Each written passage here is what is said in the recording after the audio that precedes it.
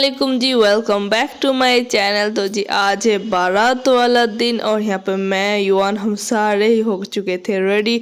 और कल रात से बल्कि पिछले 2 दिन से इतनी तेज़ बारिश हो रही थी कि पूछो मत। हर तरफ सिर्फ कीचड़ ही कीचड़ मिलेगा देखने को और कुछ भी नहीं।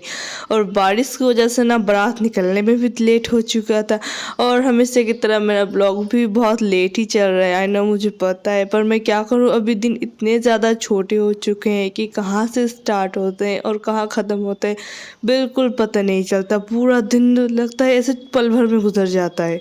तो जी खैर, अब कुछ देर के अंदर अंदर ही बारात निकल जाएगी। सारे लोग वगैरह भी इकट्ठे होने स्टार्ट हो चुके हैं और अब बस कुछ ही देर में निकल जाएंगे।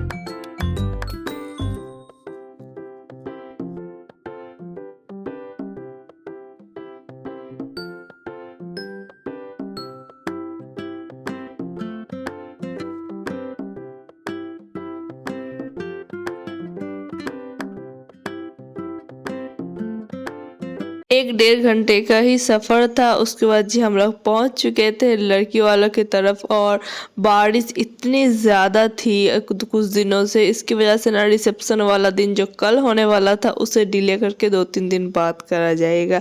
इतनी ज़्यादा बारिश थी। हालांकि आज सुबह सुबह भी बहुत तेज़ बारिश हो रही थी, इसलिए बारात निकलने में भी लेट हो चुका था बहुत ज़्यादा। अल्हम्दुलिल्लाह से हम लोग लड़की वालों के इधर पहुंच चुके थे और दोपहर से बारिश वारिश भी सारा कुछ बंद था। आसमान में तो बहुत ज़्यादा बादल घिरे हुए थे पर बारिश बंद था और इस वजह से ना थोड़ा सा इधर उधर जाया भी जा रहा था। वरना एक दफ़ा जब बारिश स्टार्ट हो जाती है ना तो कहाँ कहीं जाया पड़ता है, मतलब एक जगह आपको बैठ जाना पड़ता है या फिर बारिश रुकने का वेट करो। इस तरह का सिचुएशन हो जाता है।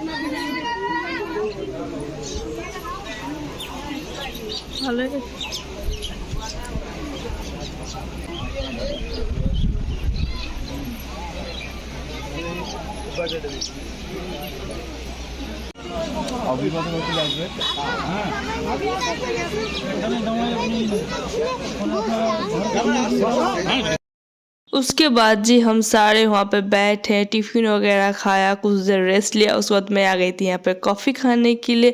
उसके बाद फिर से मैं जाके अपनी सीट पे बैठ गई थी और उधर हस्बैंड बैठे हुए थे, इस तरफ मैं और युवान बैठे हुए थे। ऐसे कोई मसला नहीं था कि जेंट्स उस तरफ बैठेंगे, लेडीज़ लोग इस तरफ बैठेंगे, ऐसे कोई नहीं था। मतलब जो जहाँ बैठ सकता है बैठे।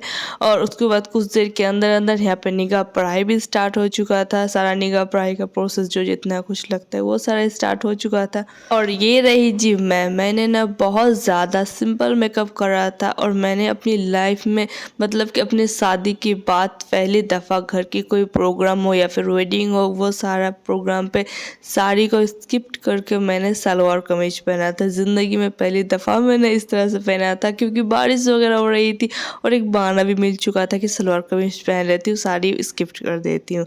और फाइनली जी हम लोगों ने वहाँ पे मतलब कि निकाह पढ़ाई के बाद लंच वगैरह करा, कुछ देर वेट करा और अभी दुल्हन को लेके जा रहे हैं अपने घर।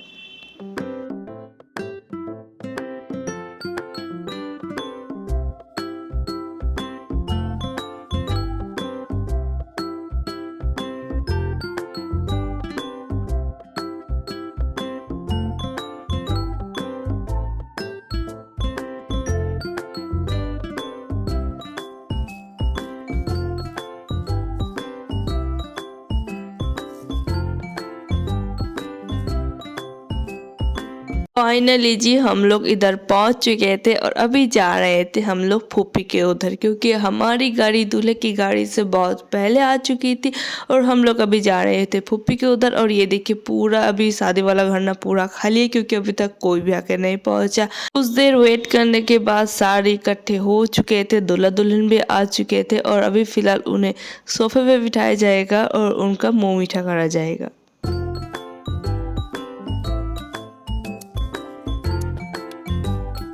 और ये है जी रिसेप्शन वाला दिन। मैंने बीच में कोई से भी क्लिप शूट नहीं करा था, मतलब क्या ही करूँ, कोई भी घर पे कैमरा फ्रेंडली नहीं है और मैं किसी की भी प्राइवेसी डिस्टर्ब नहीं करना चाहती, इसलिए मैंने मोबाइल मतलब ऑफलाइन रखना ही ज़्यादा बेटर समझा।